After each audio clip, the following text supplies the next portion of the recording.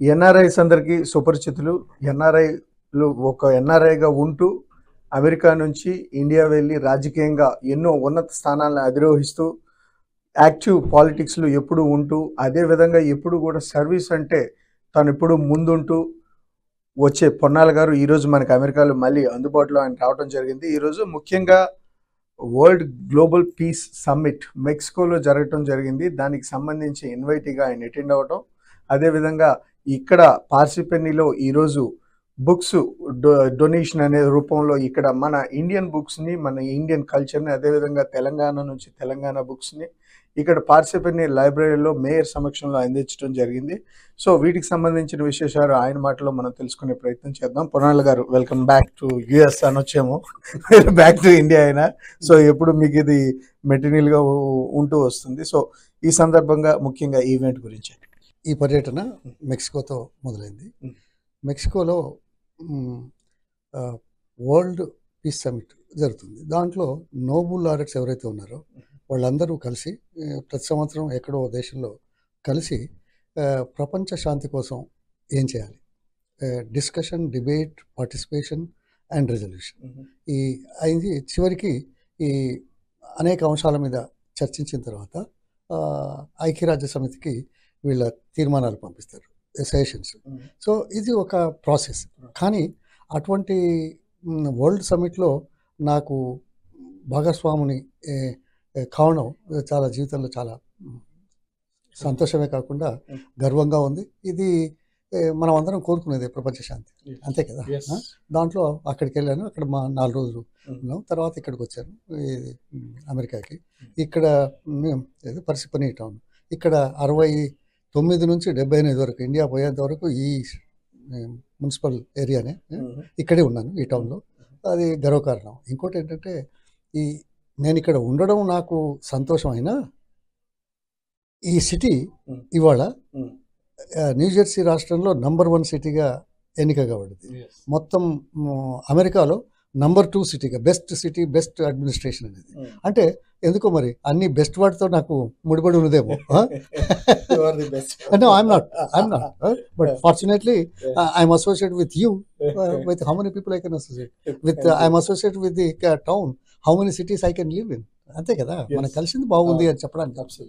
అయితే ఇక్కడ ఏం చేశానంటే వీళ్ళు లైబ్రరీకి ఇండియన్ బుక్స్, కాన్సులేట్ నుంచి మిగతా వాళ్ళు ఎవరు సమాజంలో ఉన్న వాళ్ళు, వివిధ భాషలకు చెందిన వాళ్ళు, వివిధ రాష్ట్రాలకు చెందిన వాళ్ళు కూడా కొన్ని బుక్స్ డొనేట్ చేసి, ఇక్కడ మొత్తం చాలామంది ఉన్నారు కాబట్టి అది వాళ్ళకి తెలుసుకోవడానికి ముందు తాళక. ఈ సందర్భంగా నేనేం చేశానంటే తెలంగాణ వాడిగా గత 9.5 సంవత్సరాలలో ప్రపంచంలో కానీ దేశంలో కానీ ఏ రాష్ట్రంలో కానీ లేని విధంగా చేసిన 3 సందర్భాలు చెప్పక తప్పదు. ఏంటి అంటే per capital income of Telangana from 2014 to 2024 March వరకు దాదాపు 3.5 రెట్లు పెరిగింది. దేశంలో కానీ ప్రపంచంలో కానీ రాష్ట్రంలో కానీ ఎక్కడ కూడా జరగలేదు. రెండవది రాష్ట్ర స్థూల ఉత్పత్తి, అంటే ఎంప్లాయ్మెంట్ జనరేట్ అవుతుంది, industry and services, know that. అయితే అది సుమారు 4 అంతలు పెరిగింది. ఏ రాష్ట్రంలో కానీ ఏ దేశంలో కానీ ఒక 10 సంవత్సరాల కాలంలో ఇంతగా పెరిగింది. అంతేకాదు వ్యావసాయిక దేశం రాష్ట్రం. అయితే 2014లో 78 లక్షల టన్నుల ఆహార ధాన్యాలు పండించే పరిస్థితి నుంచి ఈ 9.5 సంవత్సరాలలో 300 లక్షల టన్నుల వరకు అంటే ఎంతో చూడండి, 4 అంతలు పెరిగింది. సో ఇది ఒక గ్రేట్ రికార్డ్. ఇది అందులో తెలంగాణలో జనం ఏదైతే ఉన్నారో they are no inferior to anyone, they are second to none. Given the opportunity they are excelling it and we are doing it with that commitment. అయితే అది తెలుసుకోవడానికి, తెలంగాణ గురించి తెలవడానికి, Telangana Hyderabad greatest city and now it's world wide known. IT ఎట్లా అవుతుందో మీకు తెలుసు, IT మినిస్టర్గా నేను ఏం చేసానో మీరు చూశారు. అంటే ఇవన్నీ ఉన్నాయి కాబట్టి తెలంగాణ గురించి కూడా ఇక్కడ ఉండే భారతీయులకు, ముందు సంతతికి మన ప్రాచీన అంటే బ్యాక్గ్రౌండ్ ఏమిటి అని తెలపడానికి చేసేది అంత పెద్ద పుస్తకాలు మీరు చూశారు. దాదాపు 4.5-5 కేజీలు ఒక్కొక్కటి 1000 పేజీల పైచిలకు ఉంది. సో ఇది దానికోసం. అదేవిధంగా రాజా రామ్మోహన్ రాయ్ ఫౌండేషన్ వాళ్ళు నా పిక్టోరియల్ బయోగ్రఫీ ఒకటి తీశారు. వాళ్ళు Raja Rammohan Roy foundation is known for library. Yes. వాళ్ళు చేసి అనగనగా ఒక లక్ష్మి అని పేరు పెట్టి ఆ బుక్ పబ్లిష్ చేశారు. Okay. సరే ఆ బుక్ కూడా ఇచ్చాను, మీకు కూడా ఇస్తాను, అది వేరు. ఇది నేను ఇవ్వడం కాదు, కానీ తెలుసుకోవాల్సిన అవసరం. ఈ అనుబంధం ఎందుకు ఉన్నది అంటే ఇక్కడ చెప్పక తప్పదు. మనం లైబ్రరీల గురించి మాట్లాడుతున్నాం, పుస్తకాల గురించి మాట్లాడుతున్నాం. నేను 1955 నుంచి 59 వరకు మా ఊళ్ళో, ఆ రోజుల్లో ఊళ్ళో గ్రంథాలయాలే ఉండే కదా. నేను ఒక గ్రంథపాలకుడిగా, లైబ్రేరియన్గా, ఒక చురుకుగా ఉన్న విద్యార్థిని కాబట్టి, పెద్దవాళ్ళతో కలిసేవాడిని కాబట్టి, వాళ్ళు నాకు చూసి ఆర్థికంగా సాయం చేయడానికి, ప్రోత్సహించడానికి నెలకు ₹1 చొప్పున గ్రంథపాలకుడిగా నియమించారు. అంటే సాయంకాలం బడివేళ అదట్టగానే లైబ్రరీ ఓపెన్ చేసేది. తర్వాత సంధ్యా సమయంలో సూర్యుడు అస్తమించగానే అది క్లోజ్ చేసి, అప్పుడు కరెంట్ లేదు, అంతే కదా. అప్పుడు బుక్స్ అవి, that has given the foundation for me to come up to this level or this town. ఇదేదో లెవెల్ గొప్పది కాదు. తర్వాత ఇక్కడ నుంచి నేను ఫిలిప్పీన్స్ ఇన్విటేషన్గా ఉంది, రేపు ఫిలిప్పీన్స్ వెళ్తున్నాను, మనీలా. అక్కడ రాయల్ ఫ్యామిలీస్ సెలబ్రేషన్స్ ఉన్నాయి. అది కొంతమందికి వాళ్ళకి తెలిసిన వాళ్ళు, మన బ్యాక్గ్రౌండ్ తెలిసిన వాళ్ళు ఉన్న వాళ్ళకి మాత్రం, కొంతమందికి మాత్రమే ఆహ్వానిస్తారు. ఈ సందర్భంగా 4, 5, 6 అక్టోబర్లో అక్కడ ఆ సెలబ్రేషన్స్లో వాళ్ళ పండుగల్లో పిలిచారు, పార్టిసిపేట్ చేస్తున్నాను. తర్వాత నాకు కూడా ఏదో అవార్డు ఇచ్చేలాగా కనిపించింది, ఏమిస్తారో నాకు తెలియదు, అక్కడ పోయిన తర్వాత తెలుస్తుంది. అంటే నన్ను పిలవడమే అదృష్టం. అవార్డు వచ్చినా రాకున్నా, గుర్తించినా గుర్తించకున్నా, గుర్తిస్తేనే కదా ఆహ్వానం వచ్చింది. సో ఇది ఈ 3 కార్యక్రమాల మీద ఈ పర్యటన 17th నుంచి 7th అక్టోబర్ వరకు, దాదాపు 3 వారాలు. Right sir. క్విక్గా 2 క్వశ్చన్స్, కపుల్ ఆఫ్ క్వశ్చన్స్. ఒకటి, మీరు వరల్డ్ పీస్ సమ్మిట్కి హాజరవ్వడం జరిగింది. సో ఇప్పుడు ప్రపంచ రాజకీయాలు చూసినట్లయితే ఒకవైపు వార్స్ నడుస్తున్నాయి, ఇది ప్రత్యేక సందర్భమే కావచ్చు. సో మరి ఈ పీస్ సమ్మిట్లో ఎటువంటి రెజల్యూషన్స్లో సో ప్రధానంగా ఉన్న చర్చాంశం ఈ యుద్ధం కూడా ఒకవైపు అన్ని వైపులా 4 వైపులా జరుగుతూ ఉన్నాయి. సో ఇది ఏ విధంగా సహకరించింది అనుకుంటున్నారు? ఇక్కడ 2 శాంతి ఏర్పడడానికి 2 కారణాలు. మనిషి జీవితంలో తారతమ్యాలు లేకుండా చేయడం వల్ల 100కి, నా ఉద్దేశంలో 80% ప్రశాంతత వస్తుంది. అసమానతలు పెరిగితే మరింత తొందరగా అశాంతి వస్తుంది.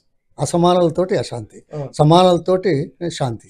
అది ఈ థియరీ మీద ఎక్కడ అసమానతలు పెరుగుతున్నాయి, అది పెరగకుండా దేశ ప్రభుత్వాలు ఏం చేయాలి, దానికి అనుగుణంగా ఐక్యరాజ్య సమితి సహాయ సందర్భాలు ఎలా తీసుకోవాలి, సంపన్న దేశాల నుంచి ఏ రకంగా లబ్ధి పొంది సహాయం తీసుకొని తారతమ్యాలను తగ్గించే విధంగా, జీవన ప్రమాణాలలో ఉండే తారతమ్యాలను తగ్గించే విధంగా చేసినట్టయితే లేదు.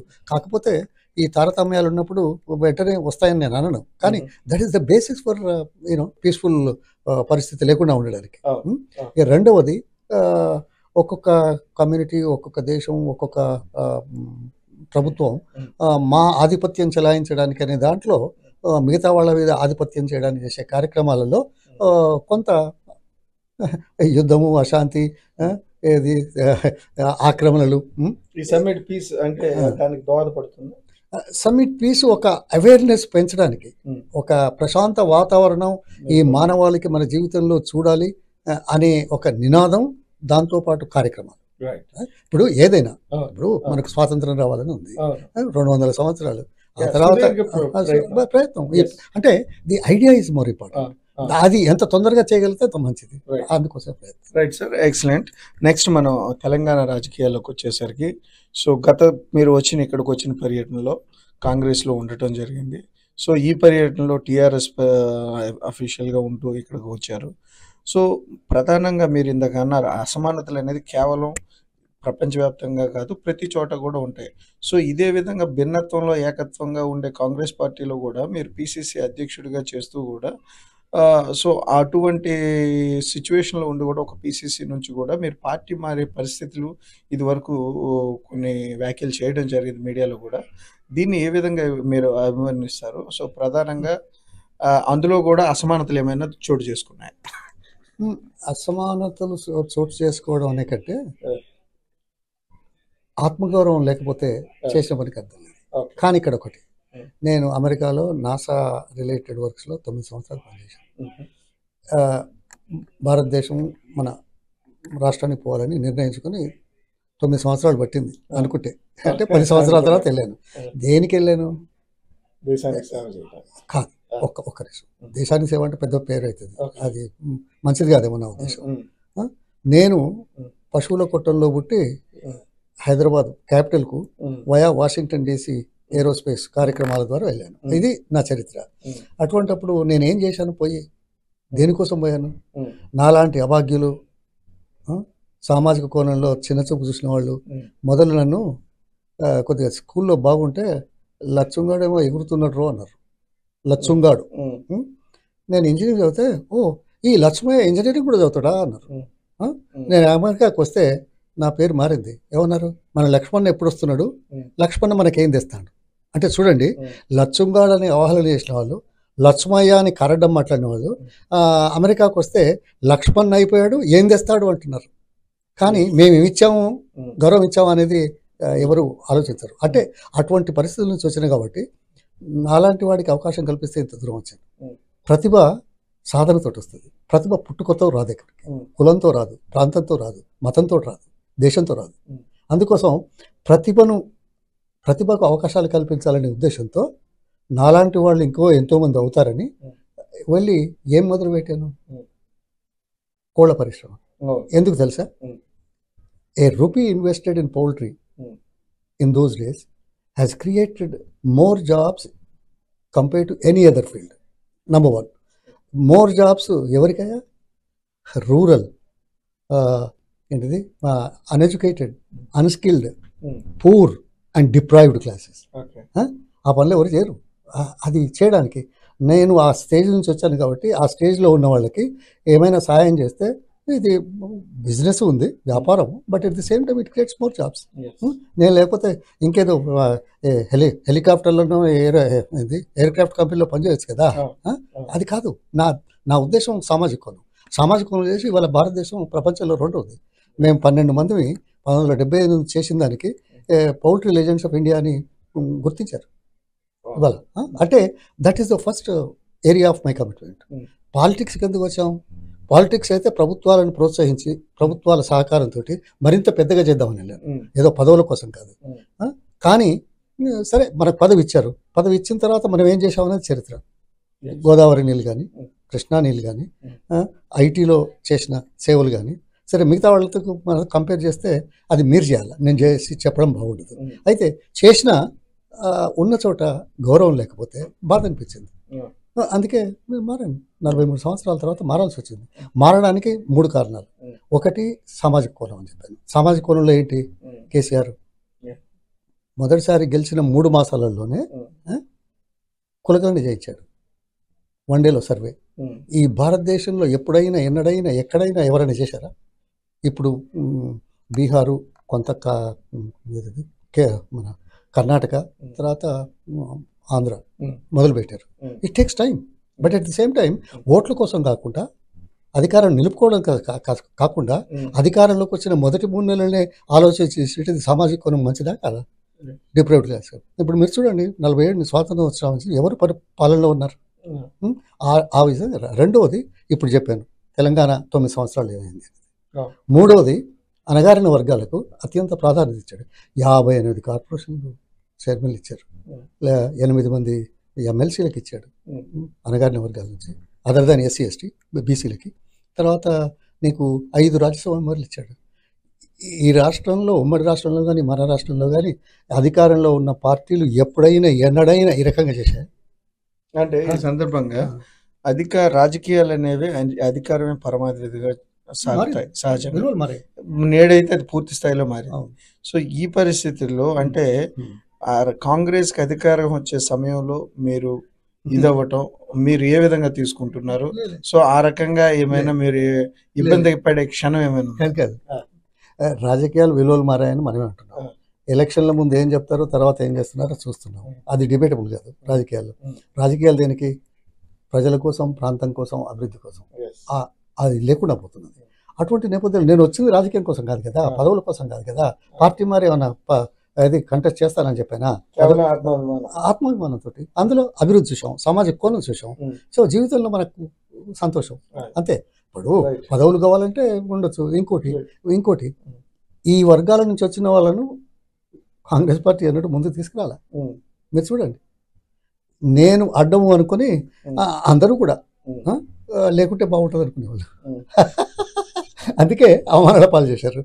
చివరికి నా నిర్ణయం నాది. నేనేం కంటెస్ట్ చేస్తాను లేదు, ఎంపీ అడగలేదు, ఎమ్మెల్యే అడగలేదు, లేకపోతే ఇంకేదో అడగలేదు. ఆయన నాకు తెలుసు. ఆయన మంత్రిగా రిజైన్ చేసి కేంద్ర మంత్రిగా వచ్చి 5 గంటల 45 నిమిషాలు కృష్ణా జలాల మీద ఒక మేజర్ టీవీ ముందు 5 గంటల 45 నిమిషాలు చర్చించాం. ఆయనకు తెలుసు నేనేంటో, నాకు ఇచ్చే గౌరవం ఏందో నాకు అర్థం అవుతుంది. చివరికి అదే కదా మిగిలింది, అంతే మర్యాద. అది ఖచ్చితంగా. సో చివరిగా ఇప్పుడు ఈ ఔత్సాహికులు ఎంతోమంది ఎన్ఆర్ఐస్ కూడా నేడు ఇక్కడ పనిచేస్తున్నాయి, భారత రాజకీయాల్లో పాలు పంచుకునే ప్రయత్నం కూడా చేస్తున్నారు. కేవలం రాజకీయాలనే కాకుండా అటు బిజినెస్లో కూడా. దీన్ని వాళ్ళకి మీరు ఎటువంటి మెసేజ్ ఇస్తారు, ఎలా వెల్కమ్ చెప్తారు? ఒకటే, రాజకీయాలు దేనికోసం? ప్రజల కోసం, ప్రాంతం కోసం, సమాజం కోసం, అభివృద్ధి కోసం, తారతమ్యాలు లేకుండా చేయడానికి చేసేది. మానవీయ కోణంలో పనిచేస్తూ ఇతరులను ఇబ్బంది పెట్టకుండా, కష్టపెట్టకుండా, డిక్టటోరియల్గా కాకుండా ఒప్పించి మెప్పించి సమానత్వాన్ని సాధించే దిశలోపట రాజకీయాలకు వస్తే బాగుంటుంది. సరే, ఈగో కోసం వచ్చేవాళ్ళు ఉంటారు, జీవితంలో నేను డబ్బు సంపాదించాను ఇంకా నాకెందుకు అనుకొని వచ్చేవాళ్ళు ఉన్నారు. కానీ ఏం చేస్తామనే దాని మీద రావాలి, కానీ ఏదో ఈగో కోసం సాటిస్ఫై చేయడానికి అయితే నేనైతే ఒప్పుకోను. అది అలా రామని కోరుకుంటాను. ప్రజల కోసం పాటుపడదాం అని చెప్తాను. ఈ ట్రిప్ ఫైనల్ మెసేజ్. చాలా సంతోషం. ఏ ట్రిప్ అయినా మీతో మాట్లాడుతున్నాను కదా, ప్రజల ముందు వెళ్తున్నాను కదా. ఈరోజు సోషల్ మీడియా బాగా పెరిగింది, అప్పుడు లేకుండే. సో ప్రజలు చేరుతుంది విషయం. సో ఇది చైతన్యవంతులు చేయడం ఒకటైతే, భాగస్వాములు కావడం మరొకటైతే, మనం ఆశించిన ఫలితాల కోసం చేసే కార్యక్రమాలు ఎలా ఉన్నాయని వీక్షించేందుకు, నిర్ణయించేందుకు, పరిశీలించేందుకు అవకాశాలు దొరుకుతాయి జనాలకు. అంతే కదా. చరిత్రలో ఏంటంటే ఈ బుక్స్ అనేవి ఈ జనరేషన్ కాకుండా నెక్స్ట్ జనరేషన్ వచ్చేటప్పుడు ఆ బుక్స్ అనేది ఈ లైబ్రరీలోకి వస్తే మన జాతికి సంబంధించి, మన దేశానికి సంబంధించి, మన భాష, మన ప్రాంతానికి సంబంధించిన ఐడెంటిటీ భవిష్యత్ తరాలకు అందించే క్రమంలో ఇక్కడ ఈ బుక్స్ కార్యక్రమాన్ని అందించడం జరిగింది. ఇక్కడ ఈ లైబ్రరీలో అక్కడ మేయర్ కూడా వచ్చి ఎంతో అసాధారణంగా తీసుకుని వాటిని లైబ్రరీలో పొందుపరచడం జరిగింది. అదేవిధంగా ఆయన ఫిలిప్పైన్ కూడా పర్యటించనున్నారు. ప్రధానంగా ఇక రాజకీయాల విషయానికి వచ్చినట్లయితే అటు భారతదేశంలో కాంగ్రెస్ వైపు నుంచి ఆయన కేవలం ఏది కోరుకోలేదు, ఆత్మాభిమానాన్ని కోరుకున్నాం.